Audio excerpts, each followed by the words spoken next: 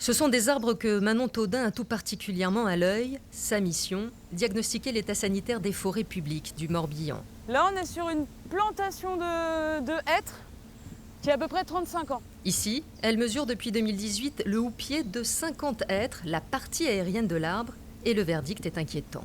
En 2018, sur la moyenne des 50 arbres qu'on a mesurés dans cette parcelle, on avait un pourcentage d'arbres dégradés de 26%. On a refait le diagnostic en 2025 et aujourd'hui on est sur un pourcentage d'arbres dégradés de 60%. En cause, plusieurs phases de stress hydrique importants avec de très fortes chaleurs comme en 2022, mais aussi la présence d'un petit insecte, l'orchestre du hêtre, qui diminue la capacité de photosynthèse de l'arbre. Si on associe plusieurs années, voire décennies, de fortes attaques d'orchestre sur la forêt, sur l'ensemble du massif, à des phénomènes de stress hydrique et de forte chaleur, on commence à avoir un affaiblissement important des houppiers. Et quand on regarde cet arbre, on ne voit plus que du ciel, on ne voit presque pas de branches vivantes, et même sur les branches vivantes, il y a un fort manque de ramification.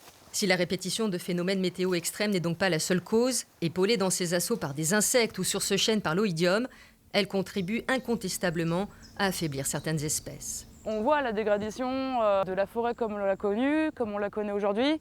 On voit des problèmes de dépérissement sur le hêtre, sur le chêne.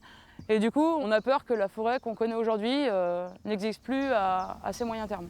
Ici, un châtaignier attaqué par une sorte de champignon, l'encre du châtaignier, qui se propage dans le sol gorgé d'eau après des épisodes de fortes précipitations comme cet hiver. Le champignon a pu se propager de système racinaire en système racinaire.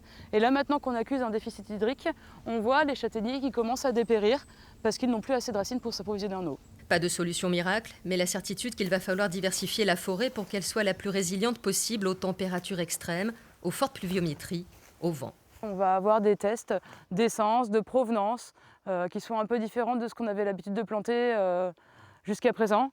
Donc, on essaye d'avoir un panel de choix le plus diversifié possible pour pouvoir continuer à avoir de la forêt. Une forêt que Manon Thaudin va continuer d'observer en sachant que le paysage qui l'entoure est amené à évoluer.